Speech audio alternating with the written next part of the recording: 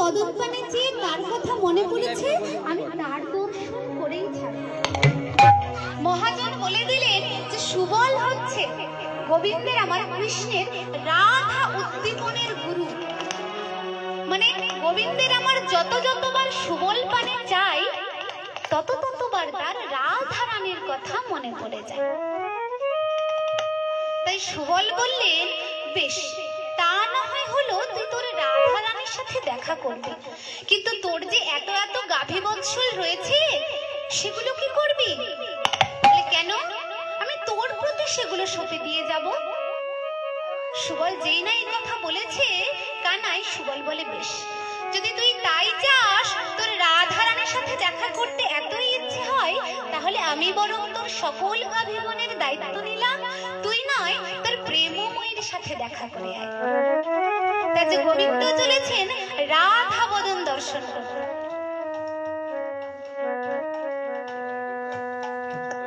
বড় গান করবো, বিলম্বিত তালের গান করবো, তাই বলছি।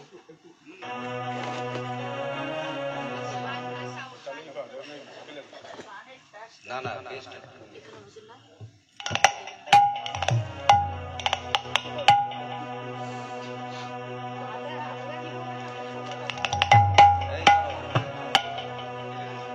বললাম বিলম্বিত তালের গান গাইবো, তাই বলছি। আজ খেলা রসে ছিল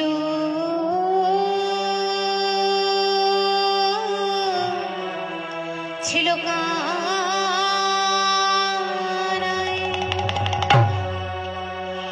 ওই খেলা রসে ছিল কানা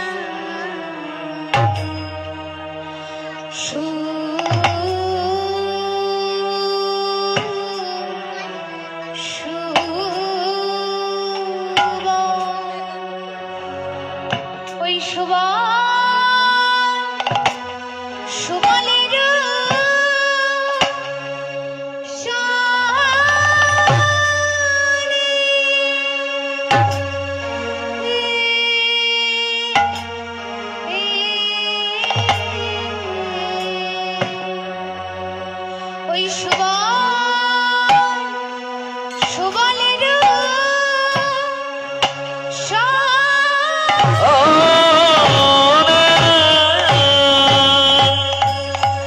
সখরে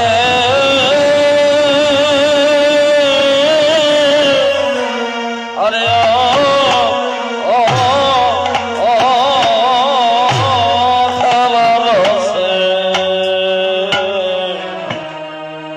ছিল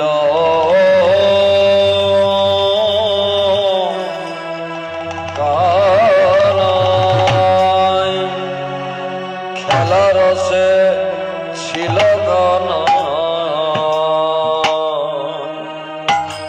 আরে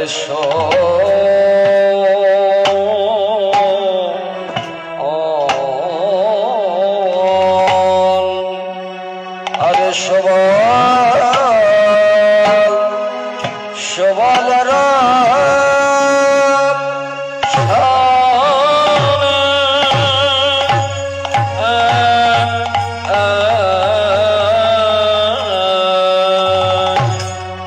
আরে সবালের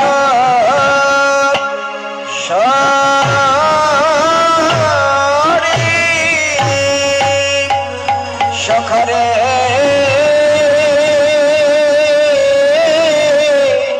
আরে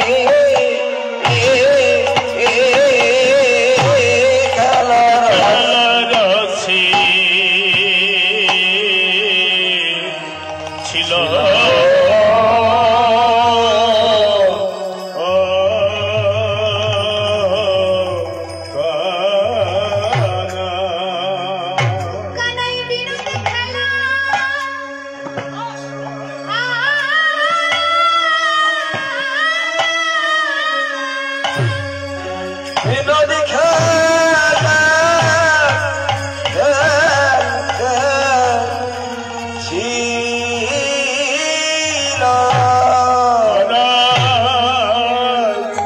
কানাই বিনোদ খেলা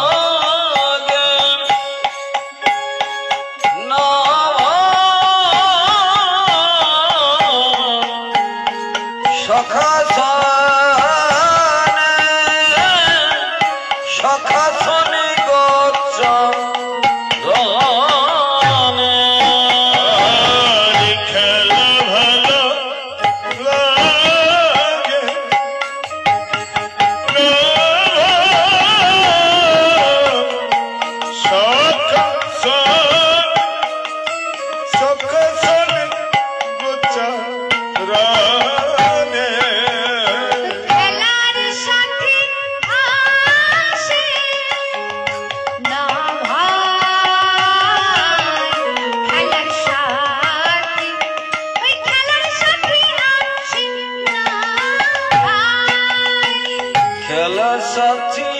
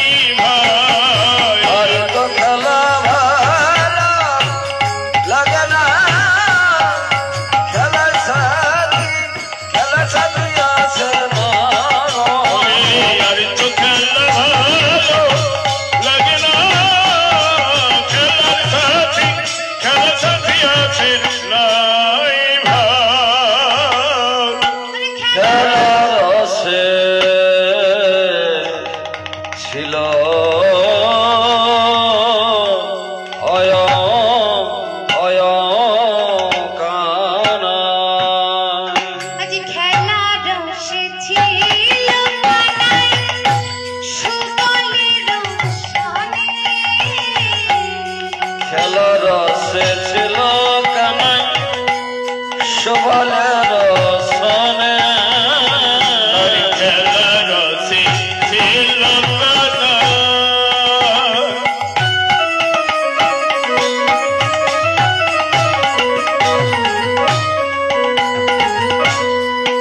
হরি খেলার রসে ছিল কানা সুবলের সনে হেন কালে রাধা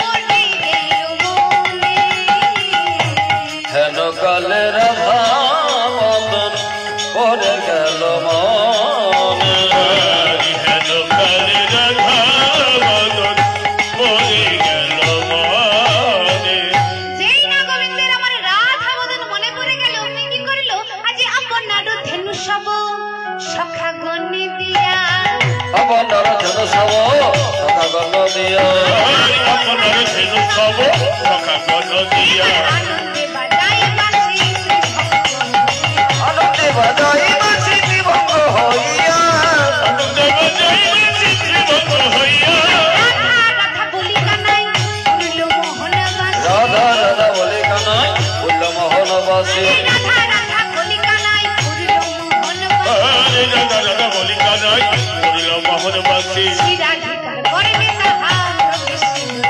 চিরাধিকার কর্ণে তাহা প্রবেশিল আসে চিরাধিকার পণ্ডিত প্রবেশ হইয়াছি ধনী সুবদনী অধীর হইয়া ধনে ধনে শুভধনে অস্থির হইয়া হরি শুনে ধনী সুবচনী অস্থির হইয়া এবার বধূরে ভেটিতে যাই আপন বন্ধুরে ভেটিতে যাই আপনার রহিয়া মধুর ভেটিতে যায় আপনার দিয়া তাই রায় ও শেখর বহে এই কথা বটে এই কথা বটে ওগো চলো সবে যাই মোরা শ্রী যমুনার যমুনার তটে। কি হয়েছে দেখুন গোবিন্দ আমার সুবলের প্রতি সকল গাভী বৎসকে দিয়ে কি করেছে না আজ রাধা রাধা বলে মুরলীর ধ্বনি করেছে কেন কারণ গোবিন্দ খুব ভালো করে জানে যে রাধা রানীকে যদি সেই বাদিনীর ঘর থেকে বের করে আনতে হয় তার একমাত্র মাধ্যম হচ্ছে আমার এই মুরলীখানা আমার মুরলীখানা দিয়ে যদি এখন রাধা রাধা বলে মুরলীর ধ্বনি করি তাহলে রাধা রানী ঠিক বেরিয়ে চলে আসবে তাই গোবিন্দ আমার মুরলীর ধ্বনি করছেন কেমন করে মোহন মুরলী বাজাই নন্দলালা ভজ রাধে গোবিন্দ গোপালা মোহন মুরলী বাজি নন্দ লালা রাধে রাধে গোবিন্দ গোপাল মোহন মুরলী বাজাই নন্দলালা রাধে রাধে গোবিন্দ গোপালা মোহন মুরলী বাজি নন্দ লালা রাধে রাধে গোবিন্দ গোপাল ওই যমুনা কিনারে বাজাই বাঁশি আজ সোনার নন্দলালা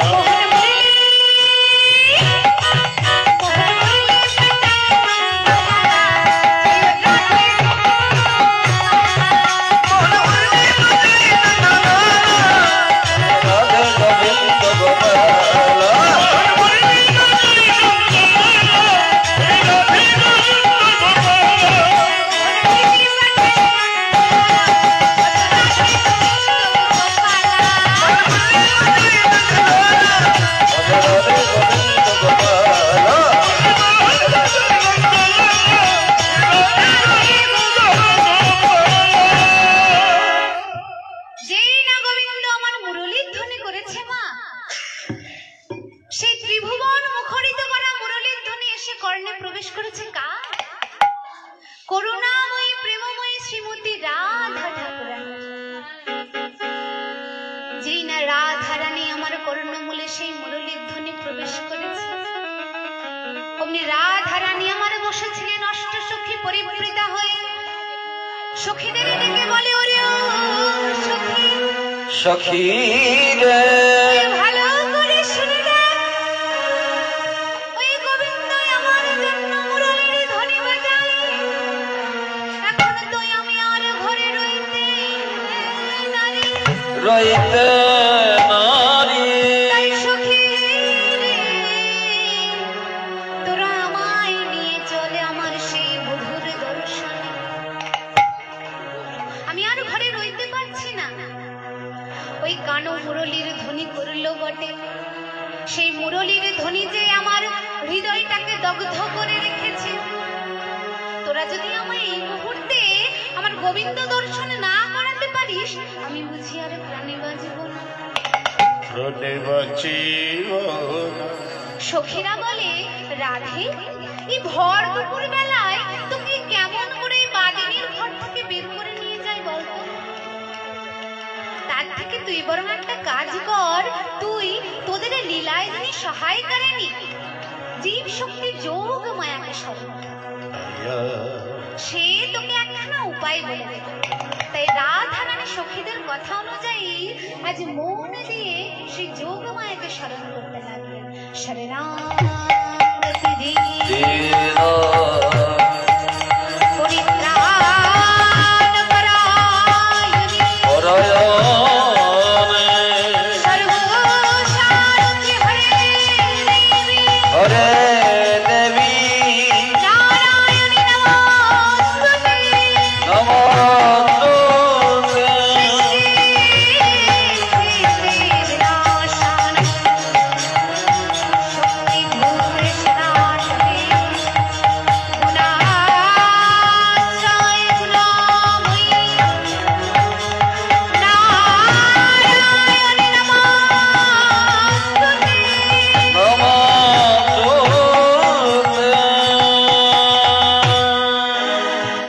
আজ রাধারানীর কাতর আহ্বানে আবির্ভূতা হলেন দেবী কাত্যায়নী।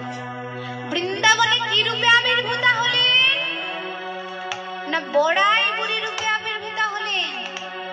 এবারে বড়াই বুড়ি আজ ছুটতে ছুটতে এসেছে কোথায়? কি বলতে বলতে পথ দিয়ে চলেছে জানেন? বলেছে, কে যাবি কে যাবি বড়াই ডাকে উচ্চ স্বরে। কে যাবে কে যাবি বড়াই যাবি উচ্চ স্বরে। হরি কি যাবি কে যাবি বলা।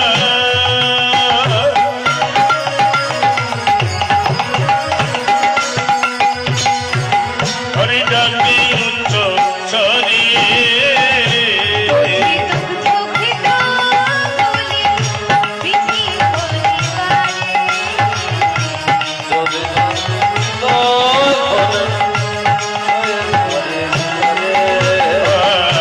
দমি দমি দমি বলি মিহি গিরিবারে। আজ বড়াই বলি যেই না এই কথা বলতে বলতে চলেছে, আর কিসের সামনে দিয়ে চলেছে? না জটিলা ভবনের সামনে দিয়ে যেই না চলেছে, অমনি কুটিলা মাকে ডেকে বলে, ও মা, ওই দেখো দেখো বড়াই বলি কি বলে।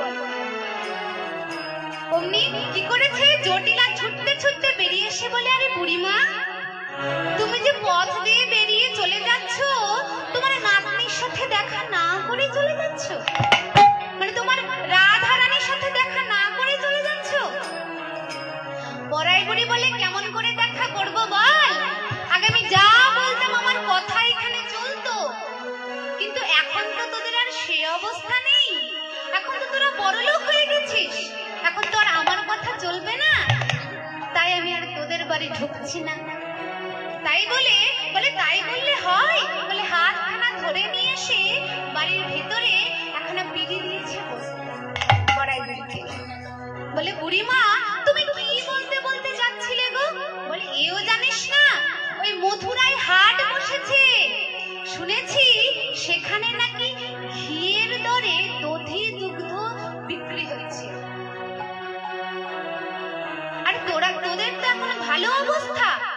কত কত পশরা দেখছি বাড়িতে রয়েছে, কত দধি দুগ্ধ এমন ভাবে নষ্ট হচ্ছে, তো তোরা গিয়ে যদি সেই হাটে বিক্রি কিনে করিস তবুও তো কিছু অর্থ আসবে।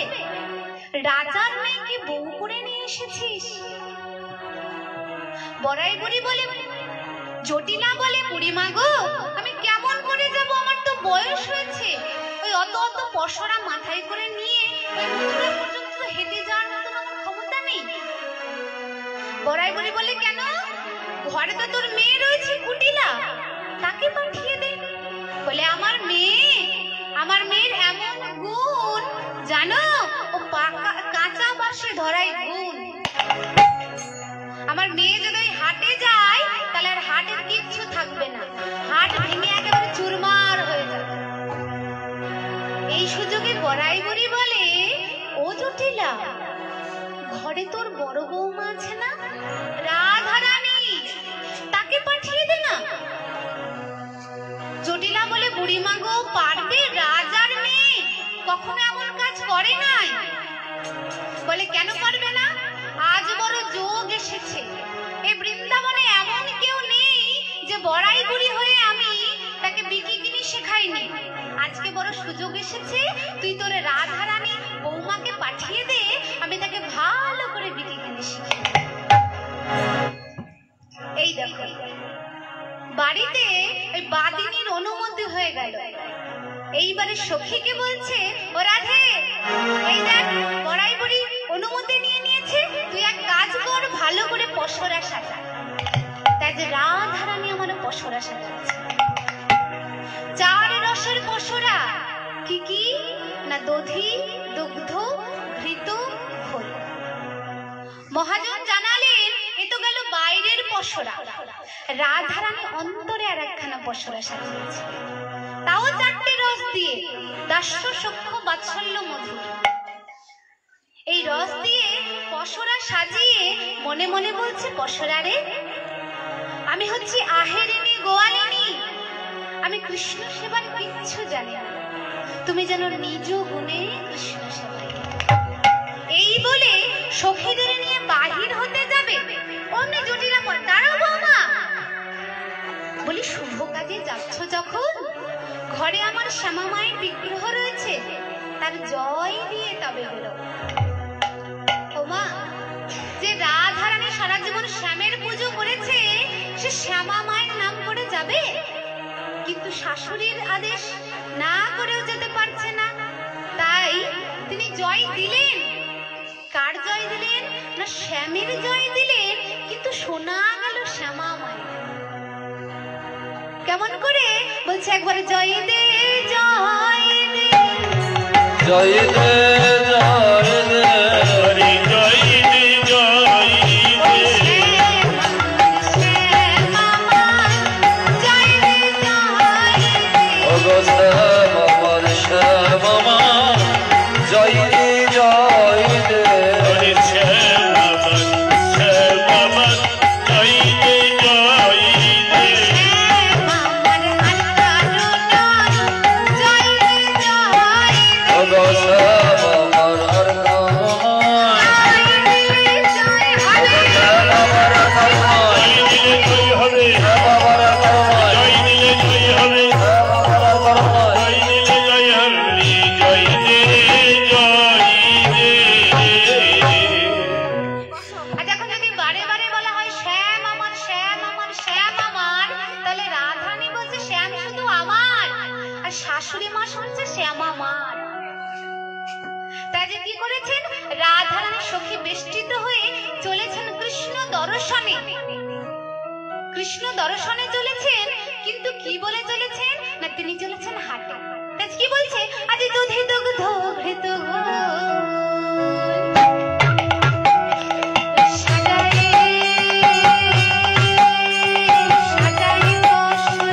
যদি দুঃখিত সজয়ে সজয়ে বছর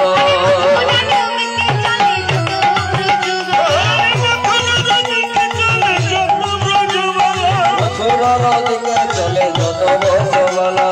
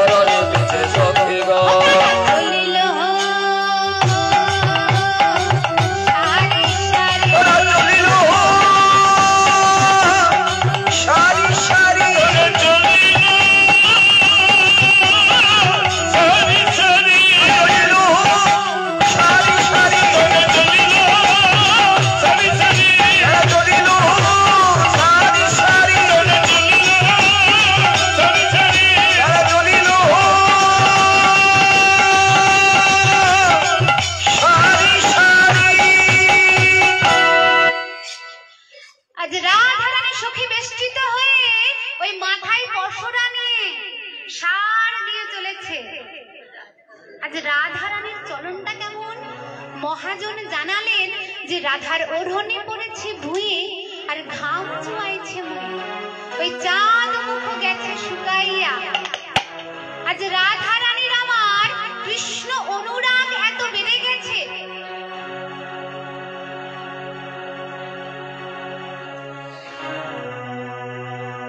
কৃষ্ণ অনুরাগ জনিত তাপ এত বেড়ে গেছে যে নিজের এই দেহ পাত্রে তা ধরে রাখতে পারছে।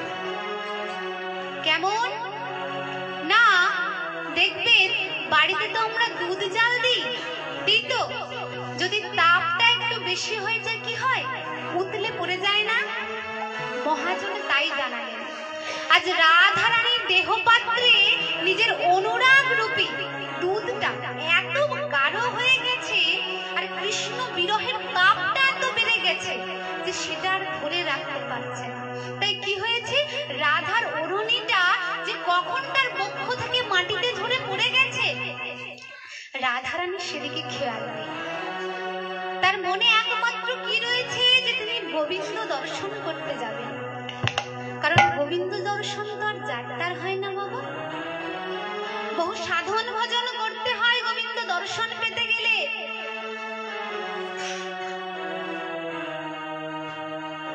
আবার রাধারানীর দর্শন পেতে গেলেও সাধন ভজন করতে হয়। রাধারানীর দর্শনও বারে বারে পাওয়া যায় না। যারা যোগী ঋষি ধ্যানী গুণী তারাও বারে বারে রাধারানীর দর্শন পেয়েছিলেন না, কৃষ্ণ কৃপাও তাই। কেমন বলেছেন, কৃষ্ণ কৃপা জগৎময়, মহতের কৃপা কোন কোন ভাগ্যবানের হয়। গোবিন্দ আমার সকলকে কৃপা করেন, কৃপা করার জন্য বসে রয়েছেন, শুধু জানতে হবে কেমন করে কৃপা নিতে হয়। কেমন করে কৃপা নিতে হয় গো? ক্রি অর্থে করা, পা অর্থে পাওয়া। কিছু যদি করি তাহলে ভগবান আমাদেরকে কৃপা করে। ভগবানের কৃপা পাওয়ার জন্য আমাদেরকে কিছু করতে হবে, তবে কৃপা পাওয়া যাবে। এমন কিছু করতে হবে না, শুধু তার স্মরণ মনন করলেই হয়ে যাবে। কিন্তু কৃষ্ণ কৃপা তো পাওয়া যায় সব সময়, মহতের কৃপা সকলের মেলে না বাবা। যার মহতের কৃপা মেলেছে সে শুধু কৃষ্ণ কৃপা নয়, কৃষ্ণ সাথে রাধা কৃপাও পেয়েছে। হরি বল, হরি বল। কেমন পেয়েছিলেন না, দেখুন কৃষ্ণ কৃপা কার হয়েছিল, মহতের কৃপা কার হয়েছিল? কে না, রামচন্দ্র কবিরাজের। তিনি কি করেছিলেন না, একদিন বিবাহ করে ফিরছিলেন পালকিতে করে বউ রত্নমালাকে সাথে নিয়ে। পথে আস্তে আস্তে শুনতে পেলেন এক পাঠক এক বৃক্ষের নিচে তার ছাত্রদের মানে শিষ্যদের নিয়ে পাঠ করছেন। কি পাঠ করছেন? গৌর কথা, কৃষ্ণ কথা। মনে হলো সেই পাঠক কে ছিলেন বাবা? মহাজনে জানালেন পাঠক হচ্ছে আমার গৌর সুন্দরের। আমার গৌর সুন্দরের পরে যে আবির্ভাব হয়েছিল তিনি হচ্ছেন শ্রীনিবাস আচার্য প্রভু।